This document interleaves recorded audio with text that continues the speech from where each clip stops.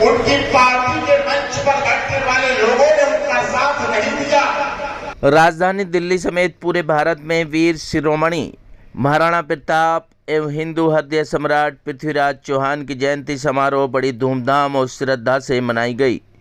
इसी कड़ी में उत्तर पूर्वी दिल्ली के दुर्गापुर इलाके में स्थित पूजा बैंक्वेट हॉल में पृथ्वीराज चौहान की जयंती समारोह आयोजित किया गया। इस जयंती समारोह में दूर दराज से आए लोगों ने शिरकत की और पृथ्वीराज चौहान की जयंती को धूमधाम से मनाया गया। कार्यक्रम की शुरुआत दीप प्रज्वलित करके की गई। कार्यक्रम में पहुंचे मुख्य अतिथियों ने सम्राट पृथ्वीराज चौहान के जीवन पर प्रकाश डाला। साथ ही आने वाली पीढ़ी को यह संदेश दिया कि सम्राट पृथ्वीराज चौहान के पद चिन्हों पर चलने की प्रेरणा भी दी गई। कार्यक्रम में पहुंचे गणमान्य व्यक्तियों का पृथ्वीराज चौहान की प्रतिमा से स्वागत किया गया। आप तस्वीरों में देख सकते हैं किस तरीके से सम्राट पृथ्वीराज चौहान की जयंती समारोह मनाया जा रहा है और उनके जीवन पर प्रकाश डाला जा रहा है। कार्यक्रम में पहुंचे लोगों ने भारत माता की जय और पृथ्वीराज चौहान अमर रहे के नारे भी लगाए। क्या कुछ कहना था कार्यक्रम में आए मुख्य अतिथियों का, देखिए रिपोर्ट।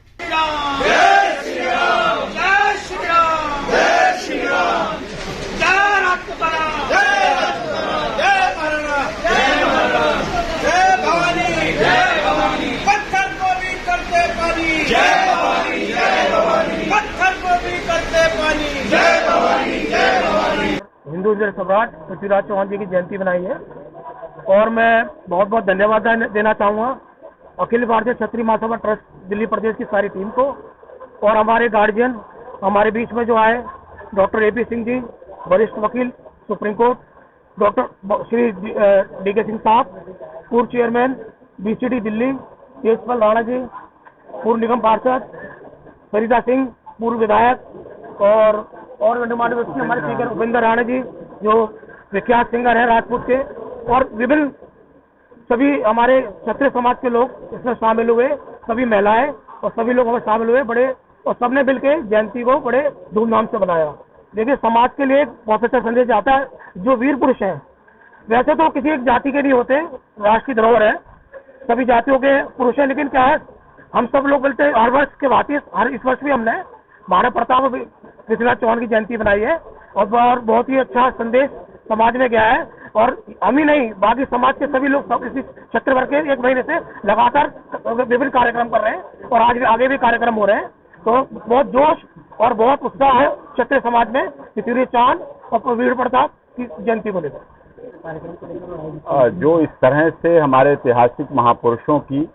देश में मनाई जा रही हैं जयंती, वो उसमें महाराणा प्रताप पृथ्वीराज चौहान की जयंती जो आप देख रहे हैं आज संयुक्त रूप से मनाई गई,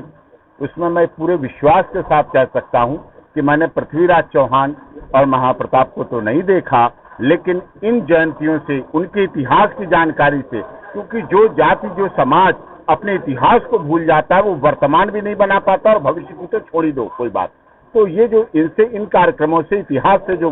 जानकारी मिलती है उससे आज भी हमारे फिर देश में महाराणा प्रताप भी पैदा होंगे और पृथ्वीराज चौहान भी पैदा होंगे जो उसी तरह से कार्य करेंगे जैसे उन्होंने हिंदुस्तान के आन मान शान की रक्षा के लिए अपने को बलिदान कर दिया था। ऐसे आज फिर से इस तरह से कार्यक्रमों से प्रेरणा मिलेगी, जागृति मिलेगी, जागरूकता आएगी और उनमें परिवर्तन आएगा और वो फिर से इन्हीं रूपों में, इन्हीं युवाओं में, इन्हीं रूपों में महाप्रताप और भगत। देखिए, अखिल भारतीय क्षत्रिय ट्रस्ट दिल्ली प्रदेश जो समिति है उसके द्वारा समय समय पर इस तरह के आयोजन कराए जाते रहते हैं और ये बहुत अच्छी शुरुआत है और महापुरुषों को ऐसे अवसरों पर याद किया जाता है। इससे एक बात तो सिद्ध है कि जो नवयुवक हैं, जो नई जनरेशन के बच्चे हैं, उनमें देशभक्ति की भावना जागृत होती है। सबसे पहली बात तो ये है और दूसरी बात यह है कि उनके जो चरित्र हैं, जो महापुरुषों के, उनसे हमें प्रेरणा मिलने का ये बहुत अच्छा सीखने का अवसर मिलता है नए बच्चों को और हम अपने दैनिक जीवन में जो उन्हें धारण कर सकें, ऐसी हमें प्रेरणा अपने महापुरुषों से लेनी चाहिए भी और होनी भी चाहिए। जिस प्रकार संदीप भाई जी ने यहाँ पर ये क्षत्रिय महासभा का एक कार्यक्रम आयोजित किया, इसका हमें एक मैसेज मिलता है, यानी कि जिस प्रकार हमारे पूर्वजों ने छात्र धर्म का मतलब है कि ऐसे दबे कुचले वर्ग की भी रक्षा की, उनकी मदद करते थे, उसी प्रकार आगे आने वाली पीढ़ी के लिए भी संदेश है कि हम अपने परिवार के लिए तो करते ही हैं, लेकिन समाज के उन लोगों के लिए भी मदद करना हमारा छात्र धर्म ये हमें सिखाता है कि हम शिक्षा के रूप में, चिकित्सा के रूप में, रोटी, कपड़ा, मकान, हम उन शोषित या दबे हुए कुछ ऐसे लोगों के लिए जो जरूरतमंद हैं, हम उनकी मदद करें, उनकी सहायता करें, तभी हम क्षत्रिय कहलाएंगे। ये हमारे लिए एक संदेश है, हमारे लिए एक होमवर्क है जो हमें करना है। तभी हम अपने महापुरुषों के पद चिन्हों पर चल पाएंगे, तभी हम उनके जो सपने हैं कि हम क्षत्रिय धर्म के, तभी हम उसका एहसास कर पाएंगे जब हम उनके द्वारा दी गई शिक्षाओं का या उनके संस्कारों को हम अपने जीवन में एप्लीकेबल